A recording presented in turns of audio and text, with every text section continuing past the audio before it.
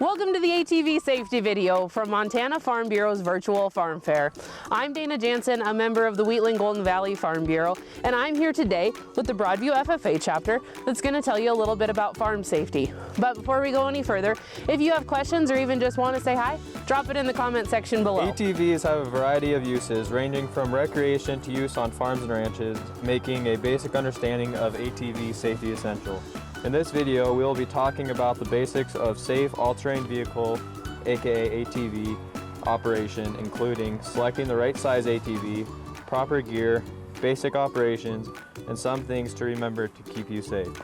Improper use of ATVs and other farm equipment injures many children every year, making a safety course very important. Four-wheelers have many shapes and sizes, which means one size doesn't fit everyone. Larger four-wheelers are designed for adults, while smaller ones are designed for the youth. For adults, there are sport and utility ATVs, but the youth, there are many different categories which are designed for smaller hands and feet. These ATVs are also made to travel at lower speeds for safety precautions. Of youth under the age of 16 that were injured on an ATV, 97% were operating a machine larger than recommended. Seat clearance. The ATV requires lots of room to maneuver the machine. While you're standing at the foot pegs, measure the distance between the ATV seat and your end seat. There should be 3 to 6 inches of clearance. This space will allow you to move easily and prevent the seat from hitting you during your ride, which could throw you over the handlebars. Foot length will influence your ability to operate the foot brake smoothly. With the heel of your right foot touching the foot peg, your toes should be able to depress the brake with a smooth downward motion.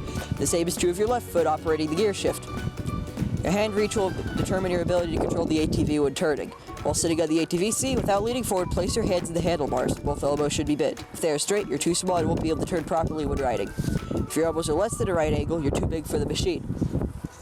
Throttle reach. This will determine your ability to turn the handlebars without interference. Place your right hand on the handlebar in a normal operating position. Without moving your fingers, check to make sure your thumb can easily operate the throttle. Brake control. Place your hands in the handlebars in normal operating position. Your middle finger should extend beyond the brake lever by the distance of your first joint. If not, you're not big enough to effectively and safely grip the handlebar in a case of an emergency. Be sure you're able to reach the stop switch with your thumb. If you passed all these tests, congratulations, your machine is appropriately sized. Thanks, Cody, for telling us how to get the right size of four-wheeler. Now let's go into the safety gear. Rylan is here to help us learn what kind of gear we should wear while out on an ATV. Safety gear is a very important part when driving an ATV. When using safety gear, you need to wear more than just a helmet.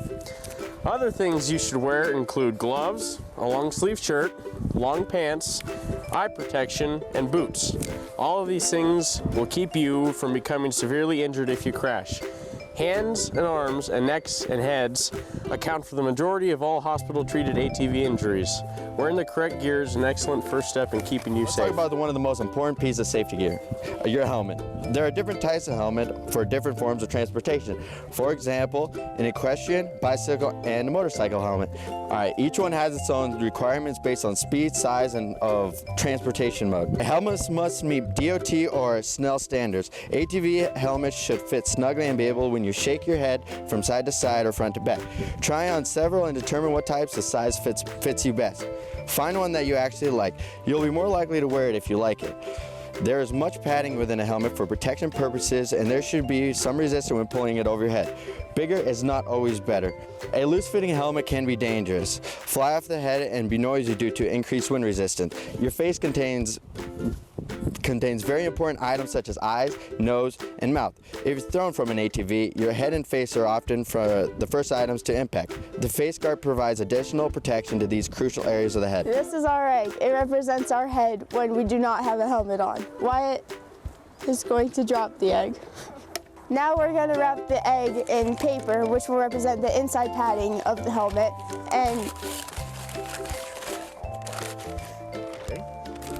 and we're placing it in a cup, which will represent the outer shell of the helmet.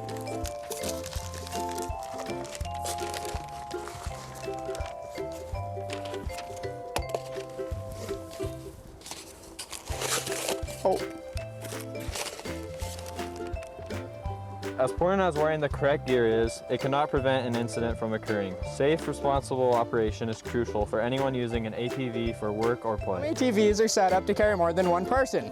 Most are not.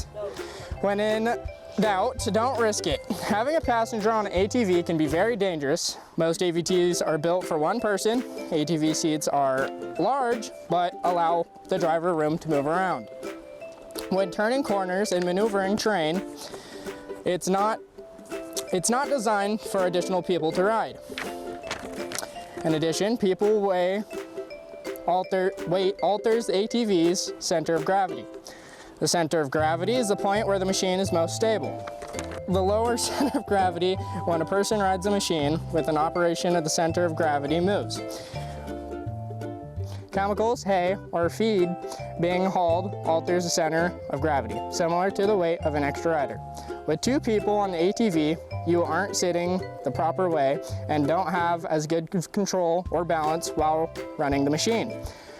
As fun as it may sound, sledding can be very dangerous if you have someone tied to a sled on the back. This can lead to them sliding around the ATV and getting in front of it in a turn. In case someone getting run over, it is also dangerous to sled behind the ATV because you could very easily let speed take control, roll, flip your ATV. Most important part after personal safety is to check and make sure that everything is running like it is supposed to. So let's have Will tell us what you should check on before you take off. Before driving an ATV, you need to check the tire's air pressure and for any cuts or gouges that cause air leaks. It is important to make sure that the air pressure in the tires on your ATV is low because the lower PSI allows your tire to hug the ground more effectively, resulting in improved traction. It is important to note that ATV tires are meant to be used at low tire pressure. Next, you'll need to check controls, cables, such as the brakes to make sure it operates smoothly. After this, you'll need to check the lights and electrics, especially if you're driving at night. Oil and fuel is a priority to check because you'll need enough to drive around, and if you run out, you will be stranded. If your ATV has a fuel shutoff valve, common on older models, be sure to turn it on position before operating. Lastly, check the chain or drive lines to make sure everything is functioning properly. Also check for loose parts or connections as the rough terrain can cause parts to separate. You have learned all about safety when it is stopped. Now let's talk about the safety of an ATV when it is moving. When operating the ATV, it is important to think about where you want the bulk of your body weight. Remember to shift your weight into the turn, into the hill, into the object you are trying to traverse. Simply leaning may not be enough to shift an adequate amount of weight. Don't be afraid to use a whole seat and really move your body. Also, don't forget, if you are carrying passengers, their movement should mirror yours. When making a left turn, shift your body weight to the left of the ATV. When making a right turn, shift your body weight to the right of the ATV. When going up a hill on an ATV, lean your body toward the front of the ATV while standing. Your upper body should be as far forward as possible while still maintaining balance and control of the ATV. When going downhill on an ATV, shift your weight toward the back of the ATV. When you want to stop, take your thumb off the throttle and grip the brake. But if you can't stop in time, press the kill switch near the brake. When loading an ATV, the first thing you'll want to do is make sure that your trailer is hitched and your pickup is in park with the emergency brake on and that your helmet is on. Then align the ramps on the trailer to align with the tires of the ATV. Now you'll want to start the ATV and put it in the lowest gear possible. Put the ATV into four-wheel drive to prevent wheel spin. Slowly apply the throttle. Once on the deck, slowly apply the brake to stop. Now shift to park, put on the parking brake and shut off the engine. Be sure to remove the key. When unloading, make sure that your pickup is in park, has the parking brake on, and you have your helmet on. Align the ramps with the tires to prevent fall off. Start the ATV and shift to the lowest reverse gear. Slowly apply throttle and ease onto the ramps. Don't go too fast in case ramps slip. Once off the ramps, shift back to park. Put on the parking brake and turn off the engine. ATVs can be safely transported in the back of a pickup. Extra caution should be taken when loading and unloading into pickup beds. The pickup should be in park and in a manner to align the ramps to the shallowest possible angle for loading and unloading. A rack or a bumper board or even a spare tire placed in front of a box can prevent the ATV from shattering the back window in the event the machine has not stopped quickly enough while loading. ATVs are meant mainly for off-road driving or dirt road. In Montana, it is possible to license your ATV for use on public roads. All ATVs used on public roads must be licensed, be operated by a licensed driver or supervised by a licensed driver, have a working horn, headlight, taillights, and brakes.